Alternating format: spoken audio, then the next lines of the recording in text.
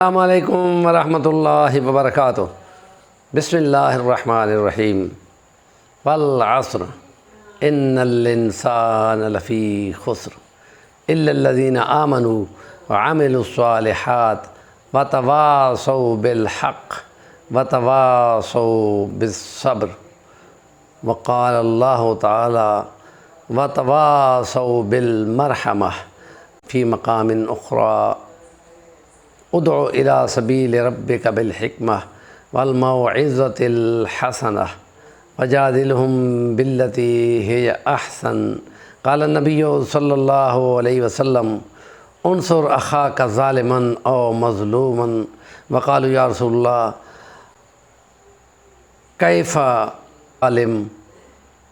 قال تمنعہ من الظلم فذلک نصرک ایاہ۔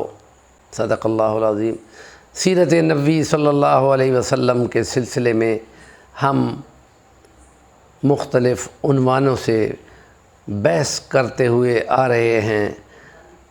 اس میں عبادات ساری بیان کر دی ہیں، ایمانیات کی طرف آئے ہیں تو اس ایمانیات میں سیرت، سنت اور بدعت کی بحث کو سمیٹتے ہوئے اب عوام الناس اور حکمرانوں اور ایک دوسرے کے ساتھ ایک دوسرے کی ہمدردی، یہ بھی معاشرت کا ایک ضابطہ اور ایک عنصر ہے کہ جس میں نبی پاک نے فرمایا کہ اگر زمانے کی تباہی سے بچنا ہے کہ جو تباہ ہونے جا رہا ہے، سوائے ان لوگوں کے جو ایمان لائے اور عمل صالح کرتے رہے اور حق کی بات کہتے رہے اور صبر کی تلقین کرتے رہے، اور دوسری آیت میں فرمایا ایک دوسرے کو باہم صبر کرو تھوڑا صبر کرو کہتے رہے۔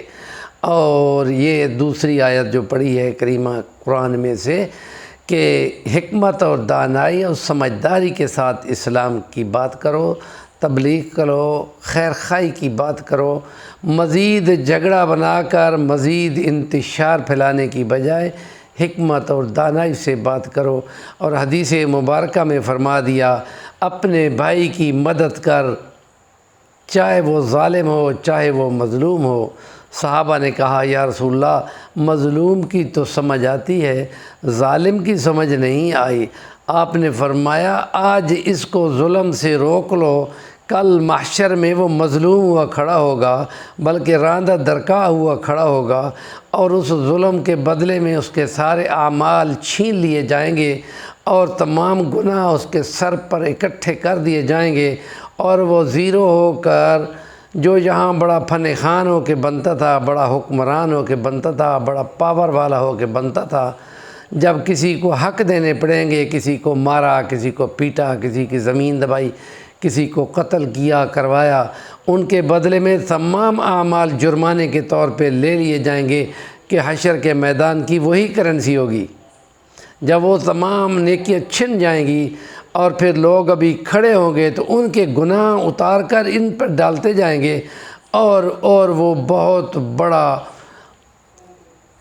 گہرا سمندر میں آگ کے سمندر اور جہنم میں ڈوبنے والا بنا کھڑا ہوگا۔ اس لیے اس کو ظلم کرنے سے روکو۔ تم نے اگر یہ روک لیا، حق اور سچ کی بات کہتے رہے، اور تمہاری کسی نے کی حق کی بات پہ تمہیں تکلیف بھی پہنچ سکتی ہے، سزا جیل ہو سکتی ہے، لیکن اگر تم نے اس کو روک لیا تو تم نے اس کی مدد کر دی اور تم نے اپنا حق بھی ادا کر دیا۔ اس لیے علماء حق ہونا بہت ضروری ہے، کیونکہ خطرہ ان کو بھی ہے کہ ان کو سزا دنیا میں ہو سکتی ہے۔ تاریخ اسلام میں یہ موجود ہے کہ ظالم حکمرانوں نے سچ کہنے پہ علماؤں کو بہت بڑی سزائیں دی، ساری زندگی جیلوں میں ڈالا اور ان کو بولنے نہیں دیا۔ تو جو بولتا ہے حق کی آواز کو، اور آج کل کے دور میں بولنا جو سوشل میڈیا کے ذریعے آ گیا ہے، باقی ان کے ہاتھ میں جتنے کنٹرول سسٹم ہیں ان سے تو وہ روک لیتے ہیں، لیکن سوشل میڈیا دنیا کا ایسا سسٹم ہے کہ جس میں جو بھی جہاں سے بھی بولتا ہے وہ دنیا تک پہنچ جاتا ہے۔ تو وہاں پر تلقین کرنا خیر خواہی کرتے ہوئے کہ اپنی آخرت نہ بگاڑو۔ آخرت تو ڈاکٹر رفیق اختر کے بقول کہ وہ آخرت جس کو بندے مسلمان نے کمانا ہے 60-70 سال کے چند سیکنڈ کی لائف سے ٹریلین گلیکسل لائف، جس کو ہم ابدین سرمدین بھی عربی میں کہتے ہیں، تو یہ تو بہت بڑا نقصان ہے، یہ تو اپنی تباہی پھیرنے والا ہے۔ اس لیے انبیاء نے دنیا کی طرف آنکھ اٹھا کے بھی نہیں دیکھا اور چھوٹی چھوٹی جھونپڑیوں میں زندگی گزار گئے، بس عبادات کرتے رہے اور تھوڑا بہت کھاتے رہے اور کوئی چیز جمع نہیں کی۔ جس نے کم جمع کی اس کو کم حساب دینا ہوگا، جس نے زیادہ جمع کی اس نے زیادہ حساب دینا ہوگا، اور جس نے کسی کے حق مارے ہوں گے تو وہ تو حق تو لینے والے لازمی آئیں گے۔ ہمارے چینل کا نام ہے صفی الوانی، ضرور سبسکرائب کریں، کام کی بات کا کمنٹ کیا کریں، اور خیر خواہی کا یہ عنصر آج سے سٹارٹ کر دیا ہے۔